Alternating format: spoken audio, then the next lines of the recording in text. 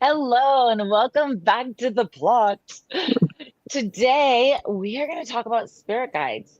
And I thought that what we would do is talk about kind of like what our construct of spirit guides are. There's different thoughts on it. I actually had this very interesting conversation just this week with a group of people about spirit animals. And and people's understanding of that. And so I think this is interesting that we're talking about spirit guides.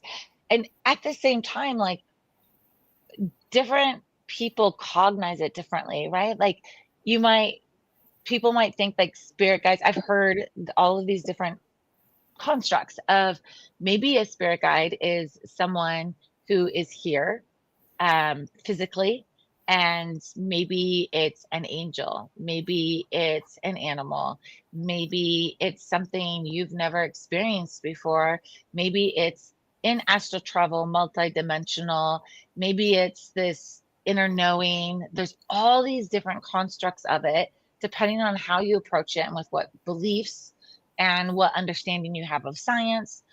Because that is like, I think that that's a huge disconnect is people often don't, they're still working on that cognition that spirituality and science are actually the same thing. It's just we now have modern science to validate it. Um, but I think it's a really good subject. And I know, like for me, it was always something that I just kind of knew existed because they were so present in my life, and I didn't have the label for them, but I was like, oh, well, this team is always with me. And my construct and definition of a spirit guide is beings in general that are multidimensional, and meaning like they must not might not necessarily be in like all the dimensions, but they are in different dimensions, and that they come and go in our life depending on like where we're at, what we need, the slap upside the head, the kick in the butt, and the rough shaking, or just the gentle love and understanding of like it's okay, you're human, that comes from them. And I also have a construct that is you can have 30 or more in your life, and there's sometimes you will see people that have them that stay, and some they come and go depending on what's going on. And these can come in a variety of forms and messages depending on your current ability to cognize and process how they're reaching out to you. So for example, like I've had some students where I'm like, turns out you're having a family reunion and your entire family has showed up, right? But this is still their spirit guides. And I've had some show up that I'm like, you are not a form I recognize, but I recognize you're here. And they have come and gone in my life, and they're always there to call on. And so I think that it's really interesting because when I was younger, I would have these premonitions, and I would be like in these labels like, oh, are you a spirit guide? And then it was like, nope, this is a premonition of what's going to happen, or this is a message we're depositing just this one time from this being, and kind of stuff. And so I think it's a very fascinating, broad, wild subject that I absolutely love. And I think that too, there's so many different definitions based off of what you can mentally comprehend a spirit guide being. I don't know. I mean, Coach Holly, what do you think on that? Yeah, I think it's 100%. I Yeah, know no, from my own yeah, personal no, I'm just kidding. and seen. Um, Yeah. throughout my like I consider myself an omni-faith person. I'm not attached to any one particular religion or practice as like the ultimate. Um, that I believe that language and culture and community and environment helps establish what relationship we have with the spiritual realms and helps us frame and cognize. And throughout my lifetime, I've gone through different periods where I connected with one methodology more than another. As a child, without understanding this concept of power animals, definitely guides came to me in the form of power animals, giving me insight, giving me direction, giving me courage, giving me protection, all of these things. As I moved into my teens and 20s, the concept of a spirit guide and communicating in the angelic realm, came. And so I was able to, put to practice um, in a more systematic way, based on things I had learned and read and whatnot, and starting to understand, oh, this is how this might work. And Yeah. then, which led me to my shamanic journey, working with, spirit guides from the shamanic sense, the ancient sense, and also a very specific definition around power animals and soul retrieval and all of these things. And that's when I had my first experience of doing meditation or journey. And wanting to meet my spirit guide and then seeing like a sea of guides, like an army. So when you talk about like we might even have 30 or more, I mean, that might be throughout the lifetime or just even at one time. Like, hello, Huh? we're all here for you, serving different purposes, right? Um, Yeah. and I Huh? think it's so exciting. It's something that we can explore and play with, but we don't need to be afraid of this conversation or this exploration, I think is something I really, want to help encourage people to know. How do you recognize? Like, how do you identify and recognize? Is it a knowing? I know we might be talking about Claire's here or a sense of, but I feel like for many of people that I speak to, like they're expecting a corporeal, complete human figure to Yeah, appear true. like right here, 3D, recognizable like we would like a friend, or we'll hear something that's like, it's whispered in my head and Mhm. it is these sentences specifically. So how do you recognize or how do you receive? Who wants to take that? I I think it Go, can Raquel, vary. go. Yes, yes. That's a topic that I absolutely love. I think it can vary. The closer I got to mine, or I'm open to know them and talk and communicate with them, they send me signals. So they send me numbers. My number is 111 or 1111. And it's incredible. I see the numbers every day in a variety of forms. When I ask for help, when I'm going through something difficult today, I have this task, they make sure to be present. And it's incredible, that strength. So I've been intentionally communicating with them for 2 years. And I think they like to be acknowledged and that they know. And I've learned that they are always there to protect us. But if we give them permission, I'm giving you permission to really guide me, they are stronger in their acts. Going a little bit, yes, going a little bit after a little bit of history. So it's been 2 years, but when we are children, I don't know here, but we always say, oh, we have a body angel, a bodyguard that help kids. They do so many crazy things and they don't get hurt. They climb trees. Helping them, right?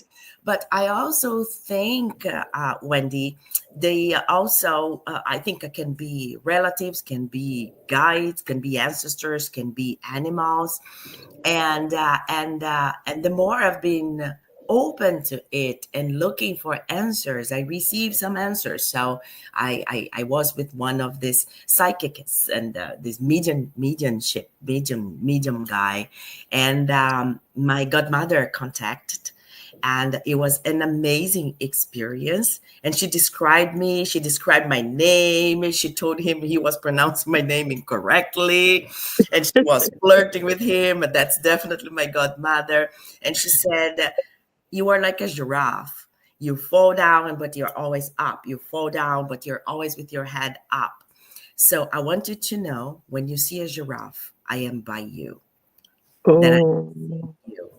And it's incredible how she has come. And I had a situation in which I called upon her, and my grandma that I never met my grandma. And it's incredible how I felt that presence of my grandma by me at that very important moment. So it is incredible. They are there. I don't know how many I have. There are practices that you can find out their names.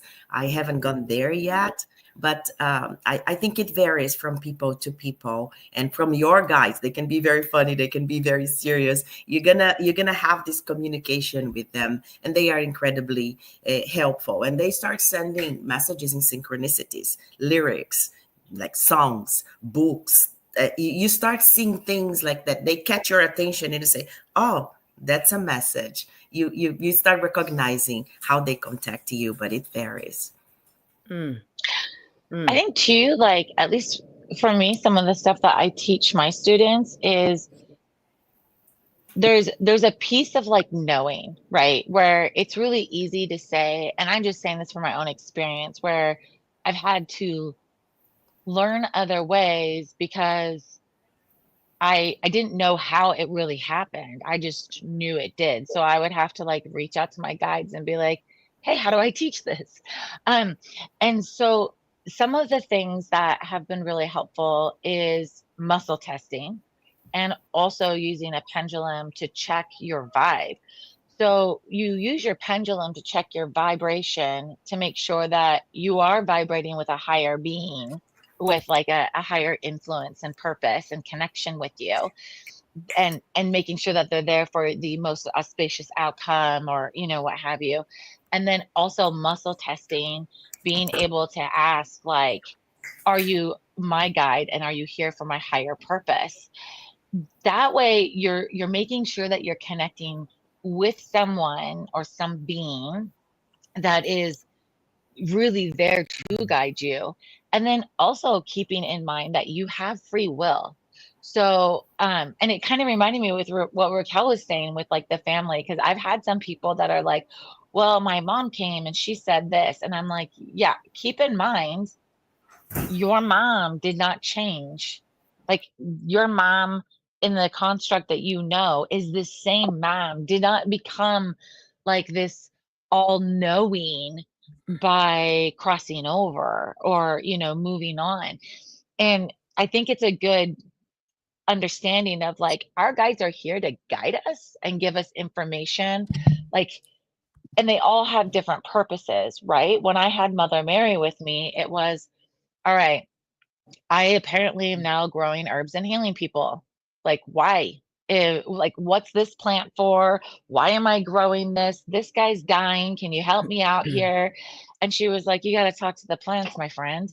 And then taught me how to very speak to the matter of plant. fact. Yeah. Right. So true. Like, duh. That's what you do. She's so tactical. But it was like that. She was a huge part of like creating the herbal remedies and energizing them and how to communicate with the plants. Now, I can still call on her whenever I need, right? And I can also say like, "Hey, I don't want you right now." And so I think that it's really important for people to understand that, yeah, your guides are going to show up and they're going to give you messages because let's just be honest, we're really busy being humans. And so like Raquel's saying, they have to send us numbers, they have to signs, all these different things. And they do, like if you ask the questions, well, like who are you? What is your name? What is your purpose? How do I know it's you when these things happen throughout my day? They're going to give you that information so that you graph means that they're there, and why they're there. And it's a comfort sometimes, and other times it's a warning. Sometimes it's directional, right? There's Sonia Crocetti that has just a beautiful teaching on this, in her construct of what spirit guides are. And she talks about like they all have different purposes, and based off of where this being might have come from, tells you a lot about what their purpose is. Are they a warrior? Are they a runner? Are they a philosopher? Or were they a past human being that can help guide you through the human experience? So I think there's a lot to unpack with spirit guides. Right. Right. I had a couple of experiences when I was going through kind of my first round of 12-step program. And I had spirit guides for two specific different steps I was working. The first Okay. step, which is all about surrender, which I really had a tough time with. I was on step point 5 for a long time. And so the one that I needed, and it was just a flash. It was a sort of a sense of like, this is the support that is here for you. Um, and it was a heckler. It was a comedian named George Oh, Burns that appeared in just a flash of my mind. Big cigar, single microphone, red velvet curtain, heckling me through that step because that's what I needed. That's the support that I needed. When yep. I got to step 4, which was a moral inventory, it was a completely different type of support. And I find that my guides really use my imagination to help Mm. me. And I recognize things that I'm like, oh, well, my conscious mind just wouldn't have put together Queen Latifah and Eleanor Roosevelt as a mashup for my step 4. Like, because that's what I I love needed. It was it. like holding my hand and kicking my ass at the same time. And that's the vision or the sense of, and it counts. It was there for like a long enough for me to recognize it and receive it and understand that that was for me, for where Yeah. I am now. And like I feel like they could be around if I need them again, but I really needed them then. And Yeah. that's how that support appeared. Some people call it higher power, creator, good orderly direction. Somebody called it their guide because they really did not like the word God. And so like guide was a really good stand-in for them around instead of God. Like take what you like, whatever Word. works for you. But Queen Latifah and Eleanor Roosevelt together as one entity totally worked for me. I love it. That's a power duo. Yeah. That's an anything is possible duo. Yeah. And that was a holy shit, I'm in the shit moment. And you rose stronger and more powerful. I love this because, gosh, there's so many different directions to go, and it's causing me to cognize in a new way. There really is no one way to do this. There's no, I mean, you can sign up for a class and learn a system for tapping into your intuition and connecting with your guides, but that would be one system. And I would encourage people to do that, right, as a starting place if it's something you want to do and have challenges with.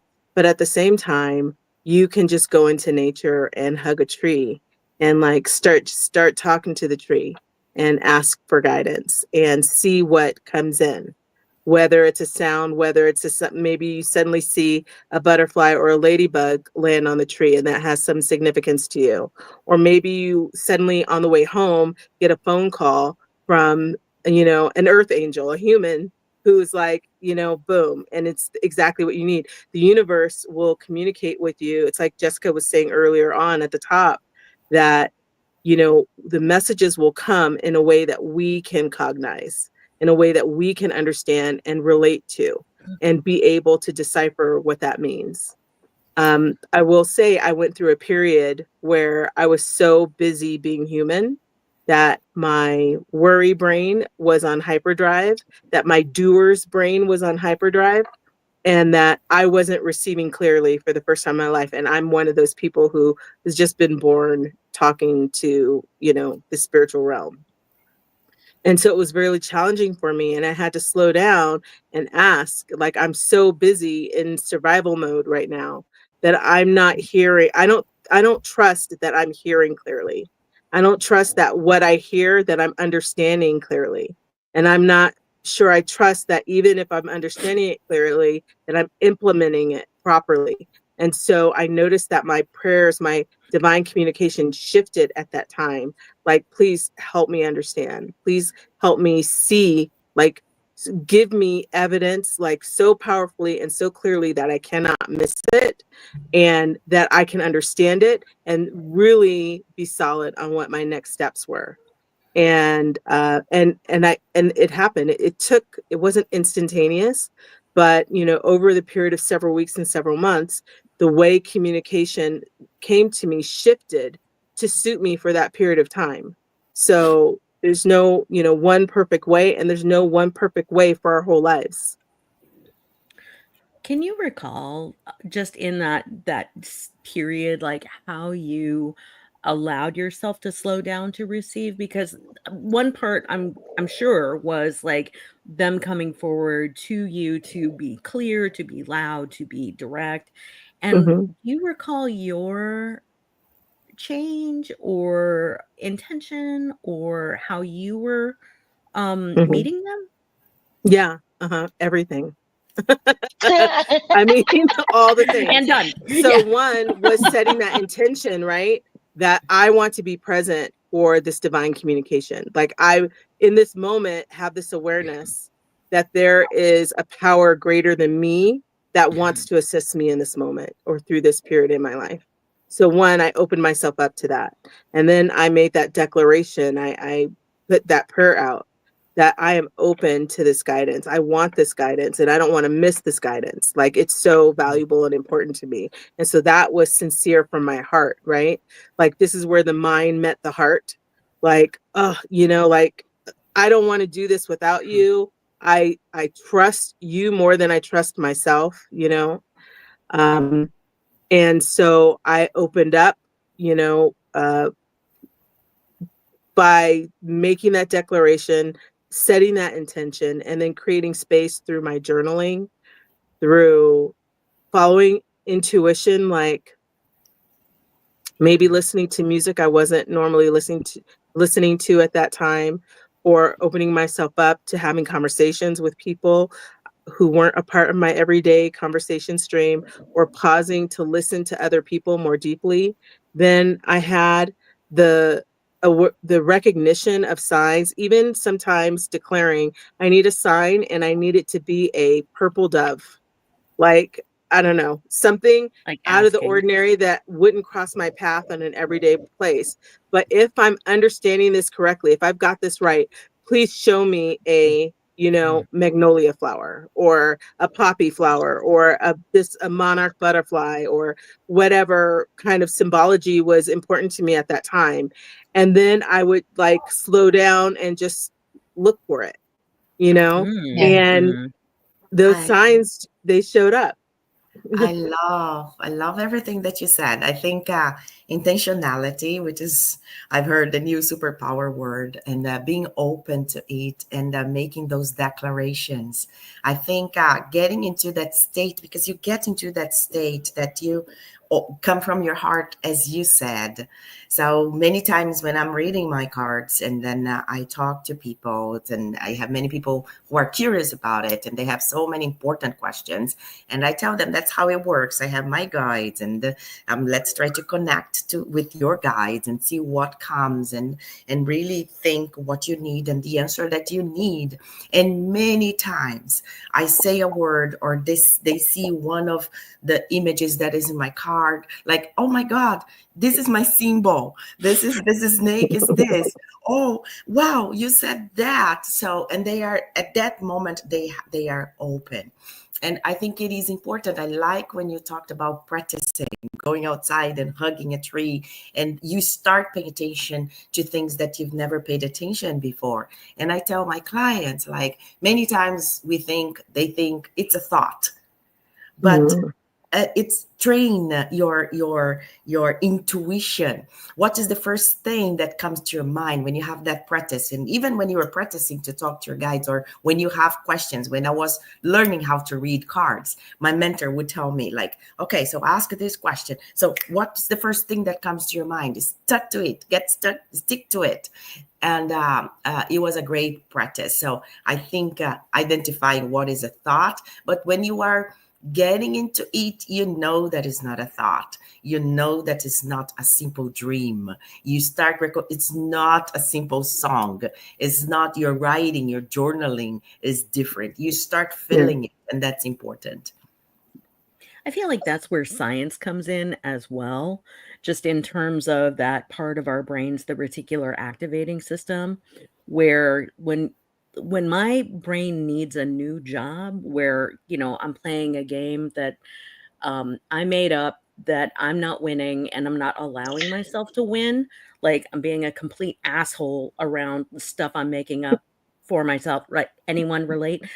Yeah, I'm right. okay if it's just me.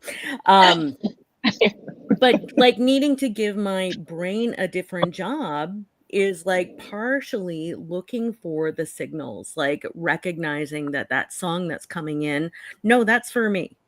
No, that's for me. Right. We're going to go ahead and claim that. We're going to allow that. We're going to take credit for that. That's part of the job of like creating momentum in a positive way. It has to do with making a game you can win and have fun at and continue playing, because that's how energy like continues to come to you. For me, that's I love that. that's what I see. And so when my brain needs a new job, like, oh, we're going to leverage the reticular activating system. Either way, like I can play with it like I'm an asshole to myself, or I can play with it where I'm having fun and I'm just letting it be what it needs to be for me in order for me to keep playing. I Mhm. love Does that make sense? Yeah. It Yep. does. I would like to say, please explain for the working class here, reticular activation system. Yeah, it's that part. Joe Dispenza does a great job talking about it. I leveraged it when I was channeling my positive affirmation meets word search books, self-talk word search. So it's the part of our brain that's like, oh, I think I really want a yellow car.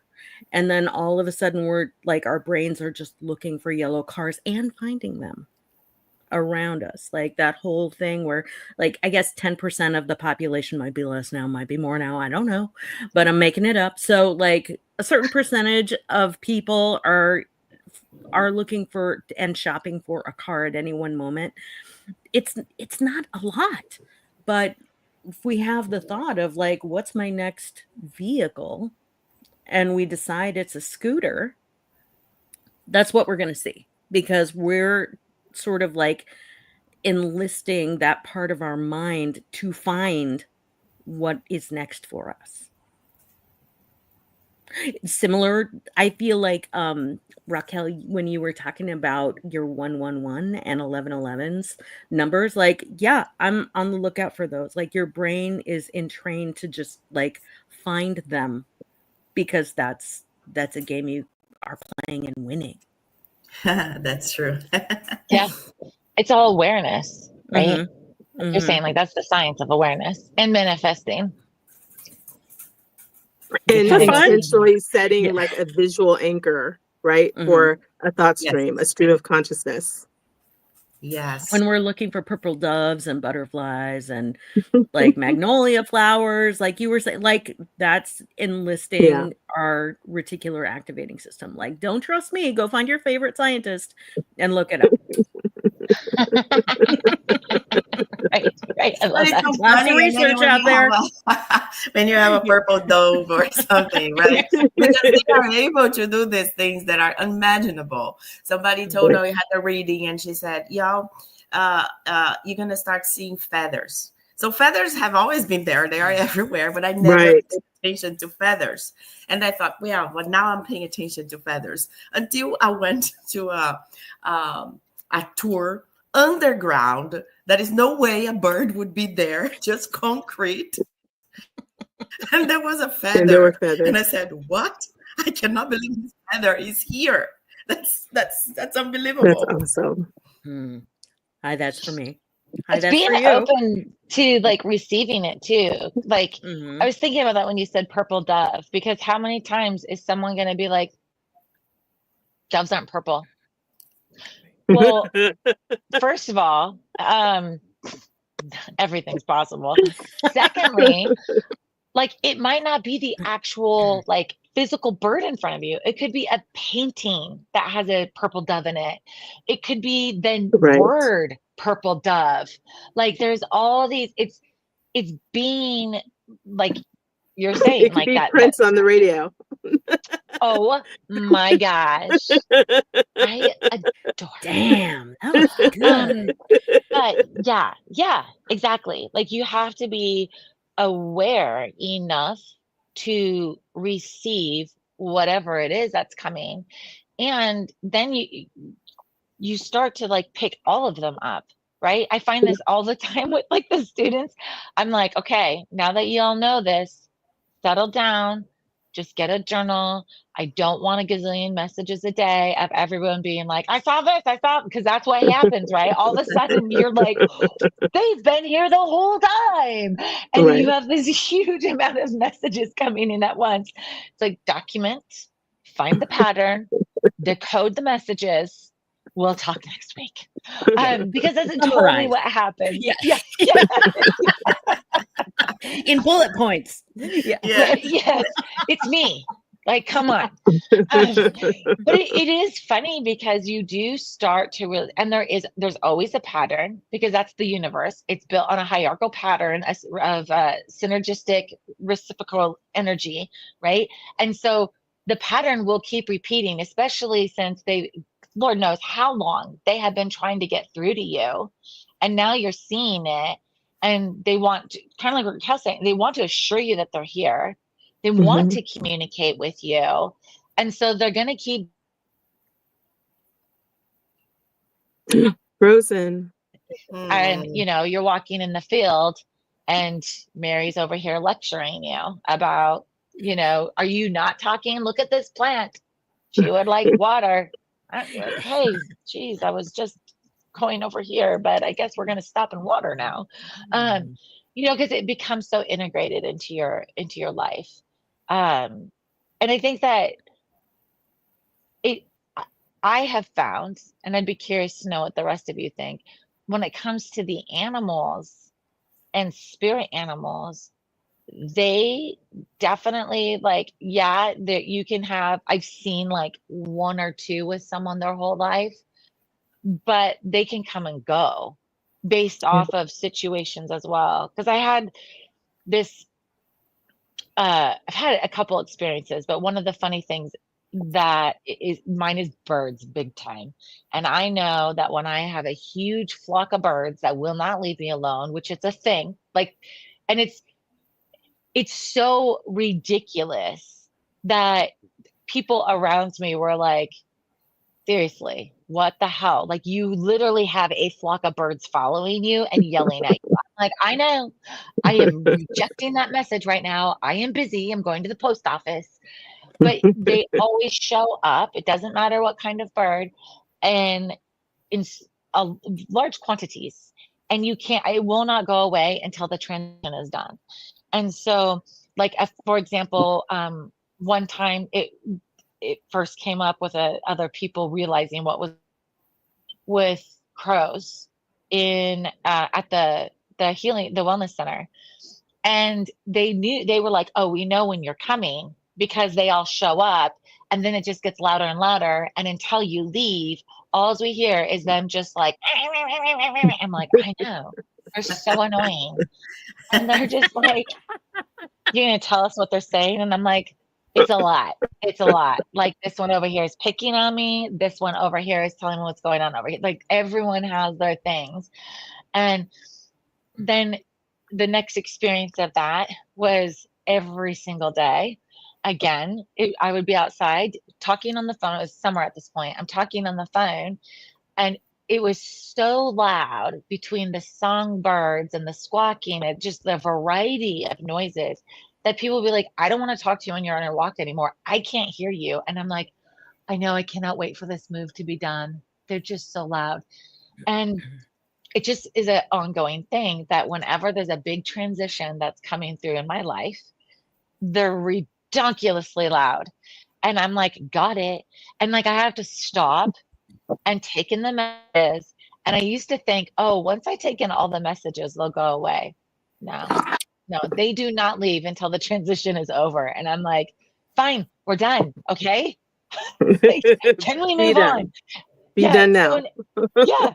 And there's so many on my property. Like yesterday, I was talking to Mike on my way home and I was like, is that the owls? And he was like, no. And then it got quiet and I was like, oh, it's the doves. And he's like, yeah, they've been loud all day. And I'm like, because I'm on my way home. But so I think it's something to point out that if you stop and listen to them, especially the ravens, oh gosh, they're so gorgeous. I find them, to Wendy's point, they're very bulleted, factual. They're like, here's what I saw, here, have it. Yeah. And they're just like very, very conscious over what, how, when, and all the things. And I mean, they're just like all beings with communication. You know, they have their different styles, but I do find that I love them the most. As far as like how they communicate with me, and I think it's very effective. But they, you know, so I'm just kind of curious, like what other people's thoughts are. I mean, that's one experience of, you know, looking at it from that perspective. And I've had other animals. I have no idea what label we would put on them because I was like, you're an animal I've never experienced before. Go Collie was a part of that. And I was like, pick you up. This, remember? Yeah. Yes, the white, yeah. Go ahead. You're a great No. storyteller. I'm not. Oh, okay. Well, you know what? It's your story to tell. I will say right now, I have wild rabbits. And so I went to like dump some liquid out. And all of a sudden there was this baby rabbit and it was like so still. You know how they get scared and they either will get still like I am a rock. You do not see me.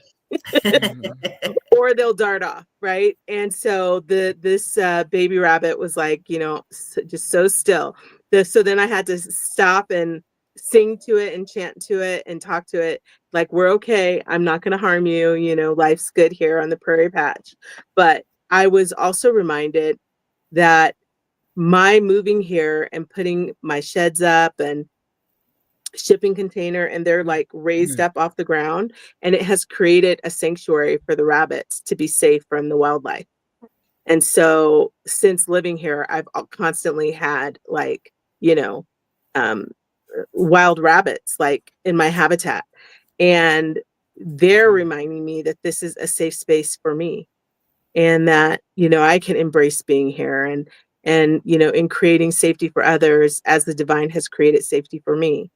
And, you know, I live off grid. There's constant, every day there's challenges, but this has helped me to lean into the gift that this is more than anything else. And it's really beautiful.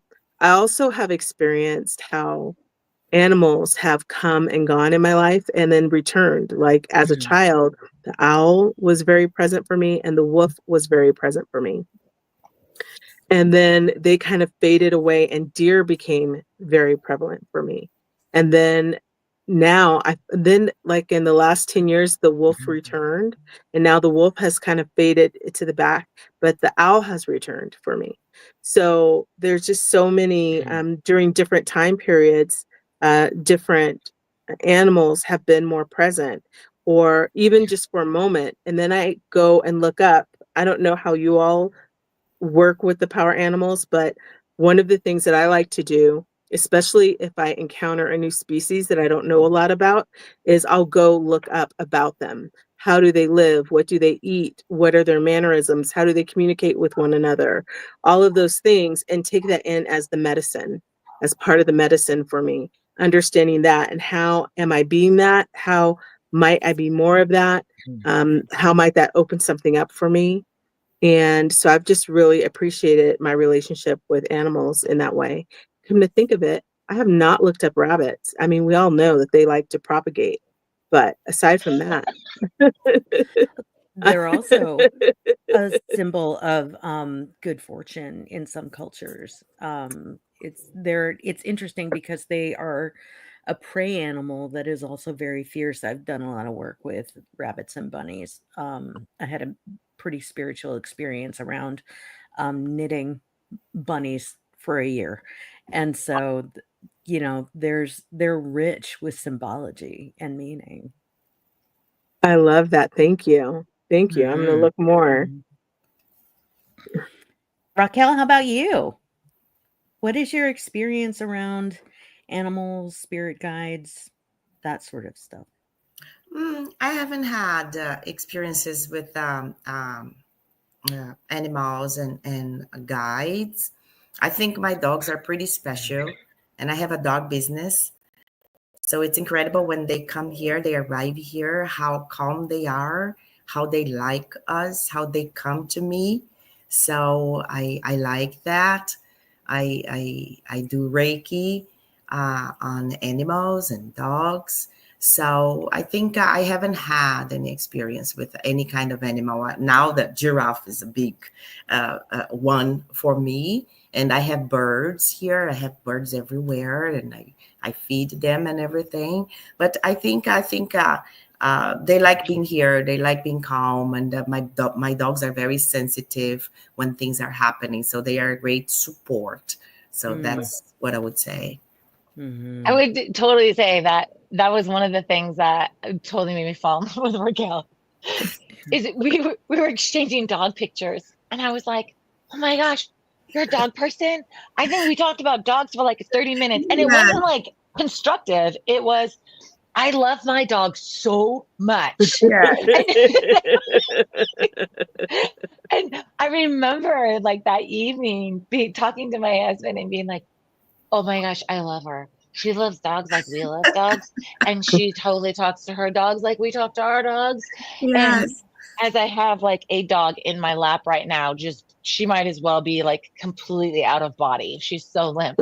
And it's so funny, but that was one of the things that I was just like, yes, dog person. And you have this really lovely ongoing communication with them of safety and love. And I was like, you're my people.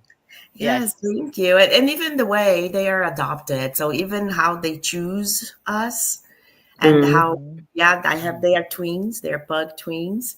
And I adopted her at first.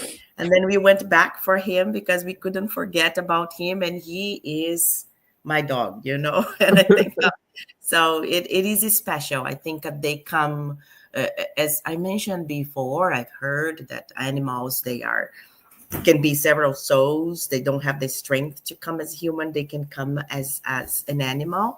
So I think it is incredible how they can sense us, they know about us, and how they are our partners for everything, you know. And even in the protection of saving us from something bad, because sometimes that energy goes to the animals and to the plants, and that they are protectors. They are our guides in here, you know, in Yeah. a way. Yeah. Yeah. I love that. I think that the most important thing for anyone who's listening is to work with it and to grow it, right? You've heard some points everyone has made, right? Like Raquel's talking about numbers or a feather. Like those are very easy, common signs of communicating with your guides and them being present. And then there's other things like colors, feelings. You can check with your pendulum, muscle testing, meditation. But Coca brought up a good point. Ask ask them to show you a sign, because you probably just are accepting their sign as a normal experience, because their ability to get through to you is also in the physical human construct of that vibration. So it might not be something you're aware of, which goes into Wendy's point, right? About the reticular, see, I'm going to mess it up. Activating system. There you go. And then being able to just you having that awareness to accept it. And I think that when we're looking at people connecting or starting to question, is this my guide? You have the power within you to get that clarity yourself, ask the questions, and do this through a form that is right for you. You can do it with any of your clairs. You can do it through writing, hearing, feeling, seeing.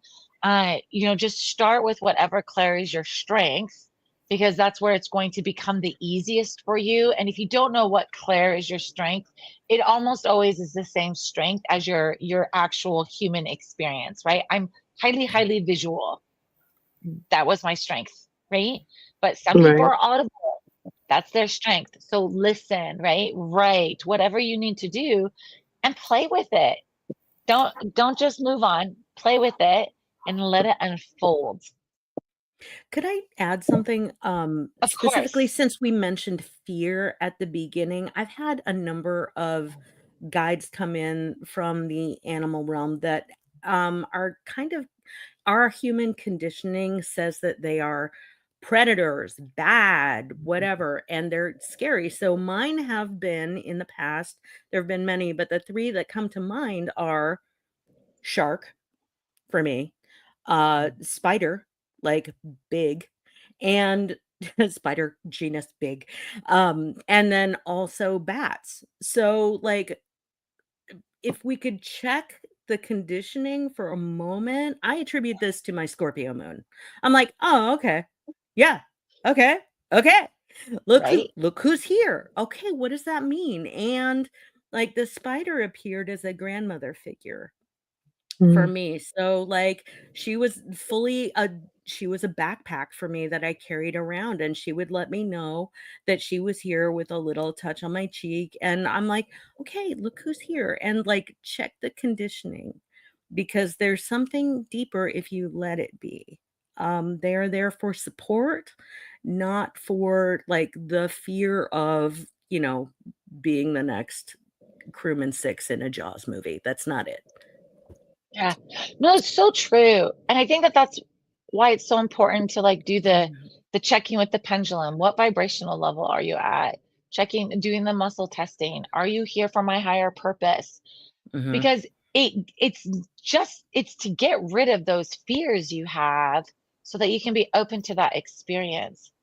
I love that you said that because I know that when I called Coco Collie, I'm like, hey girl, you up? Because this is happening right now. It was I couldn't label it. It was evolving in front of me as like this experience is happening. And our brain's job being to keep us safe, like leans into that fear of back up. We're going to Mhm. reject this. And I didn't want to. I wanted to lean into it and be like, curious. Who are you? Why are you Mhm. here? What are you for?